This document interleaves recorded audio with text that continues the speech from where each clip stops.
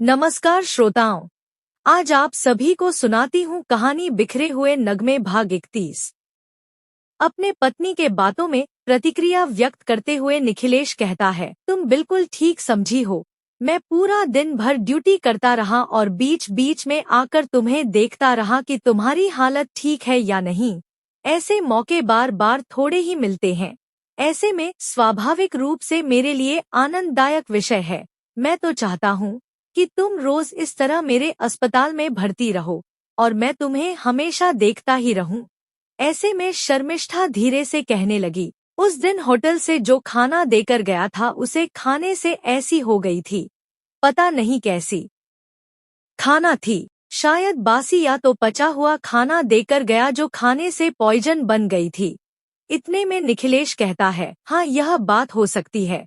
तुम ऐसा क्यों नहीं करती कि ऐसा कोई नौकरानी को रख लो जो पूरे दिन रात अर्थात फुल टाइम हमारे घर में रहकर तुम्हें खाना भी बना देगी, घर की सारे कामकाज भी करेंगी। फुल टाइम हमारे घर पर रहेगी तो उसे तनख्वाह भी थोड़ी ज्यादा देनी होगी। अगर तुम कहो तो हमारे अस्पताल में एक महिला हेल्पर है, उनकी बेटी चंचला काफी खूबसूरत भी है, समझदार भी है, पढ़ी लिखी भी है। 12वीं के पढ़ाई के बाद आर्थिक तंगी के कारण पढ़ाई छोड़ दी। इस वक्त अस्पताल में डेली बेसिस में अटेंडेंट की काम कर रही है। तुमने भी शायद देखी होगी। मैं अगर ज्यादा पैसा दूंगा तो हमारे घर में 2400 घंटे रह जाएगी। यहाँ पर रहेगी, घर की सारी कामकाज के साथ साथ कपड़े वगैरह धोने और दोनों टाइम के खाना चाय नाश्ता सब कुछ बना देगी। तुम कहो तो उसे बुला लूंगा, इससे तुम्हारी समस्या की निदान हो जाएगी।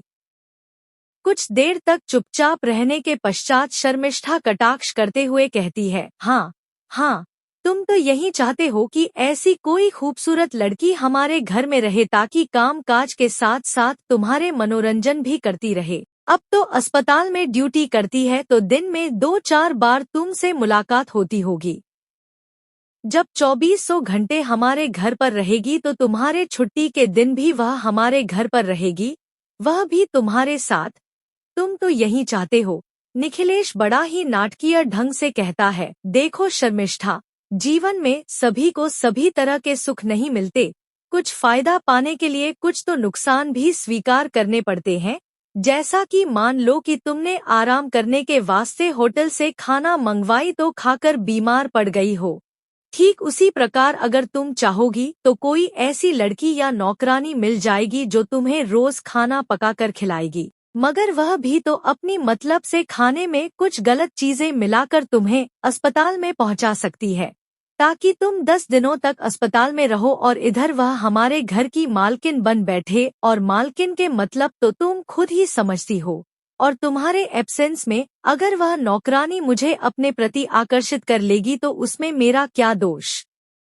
हो सकता है कि वह यही चाहेगी कि मैं उसके साथ वह सब कुछ करूं जो तुम्हारे साथ मैं। कहते हुए निखिलेश रुक गया। कुछ देर बाद फिर से निखिलेश कहता है, यह तो देखो समय समय की बात है। तुम जब बस में मुझ जैसे शरीफ आदमी को अपने प्यार की जाल में फंसा सकती हो तो कल को कोई और लड़की जो तुम्हारी तरह चालाक और खूबसूरत हो ऐसा क्यों नहीं कर सकती। देखो यह तो बहुत ही सीधा साधा हिसाब है कि अगर जवान लड़की चाहे शादीशुदा हो या अनमैरिड अगर तुम्हारी तरह सज धज कर हमारे घर में आएगी या 2400 घंटे रहेगी तो स्वाभाविक है कि दिल तो बहक सकती है। देखो मैं तो पूरी ईमानदारी के साथ कह रहा हूँ, मैं किसी के चापलूसी नहीं कर रहा हूँ। ऐसे तो मैं तुम्हारी खूब चापलूसी करता हूँ, इससे तुम भी इनकार नहीं कर सकती। तभी तो जला हुआ रोटी, तेज मिर्च नमक वाले सब्जी, कच्ची हो या जली हुई हो, ताजी हो या वासी, सब कुछ खाकर भी कुछ नहीं कहता। कहो मैं कभी कुछ कहा है क्या? मगर तुम खुद ही परेशान हो रही हो। मुझे तुम कैसे भी खाना खिलाओ, मुझे कोई एतराज नहीं है। चाहे खुद बनाकर खिलाओ या किसी अन्य से बनवा कर या होटल से मंगवा कर खिलाओ। मैं तो कभी कभी अस्पताल के कैंटीन में खा लेता हूँ, या तो अगर चंचला को कह दूंगा तो बनाकर लाएगी, उसे पैसा दे दूंगा। अब तो तुम्हें सोचना है कि तुम क्या चाहती हो, क्योंकि घर गृहस्थी का मतलब 2 दिन की संसार नहीं है। इस राह में तुम्हें लंबी सफर तय करनी है। और इस लंबी सफर में बहुत से विपत्तियां आएंगी जिसे समझदारी के साथ सुलझाने होंगे। तुम खुद समझदार हो। अगर कहो तो मैं कल ही चंचला के माँ से बात कर लूंगा ताकि तुम्हारे दिनचर्या में बहुत सुविधा हो जाएगी। तुम्हारी कपड़ा लत्ता के साथ साथ मेरा भी कपड़ा लत्ता धो देगी, साथ में खाना पका कर खिलाएगी और भी बहुत से काम कर लेगी। तुम्हारी छोटी बहन की तरह हमारे घर में रहेगी तो भला क्या मुश्किल होगी। निखिलेश मन ही मन सोचने लगा, मुझे कितना भी परेशानियां हो मगर मैं कभी भी तुम्हें कुछ कह नहीं सकता, क्योंकि तुम तो अपनी जींद पर अड़ी रहती हो, किसी और के कभी सुनने की चेष्टा नहीं करती। अगर सुनती तो आज इस तरह के मुसीबतों से ना गुजरने पड़ते। अब तो अपने ही गलत आदतों के कारण तुम दूसरी लड़कियों पर ईर्ष्या करते हुए हमेशा दुखी रहोगी। तुम्हारे लिए ऐसा होना जरूरी थी ताकि तुम समय के साथ साथ अपने आप को सुधारने की प्रयास करोगी। अब तो दूसरे लड़की से डर के कारण तुम अपने आप को सुधारने की प्रयास अवश्य करोगी। शर्मिष्ठा बड़ी देर तक चुपचाप बैठकर निखिलेश की बातें सुनती रही और उन बातों की मंथन करती रही।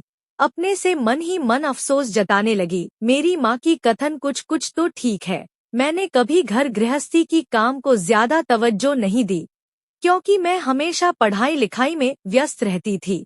समाप्त। कृपया हमारे चैनल को लाइक, शेयर, कमेंट्स और सब्सक्राइब कीजिए तथा कहानी के अगले भाग के लिए हमारे साथ बने रहिए।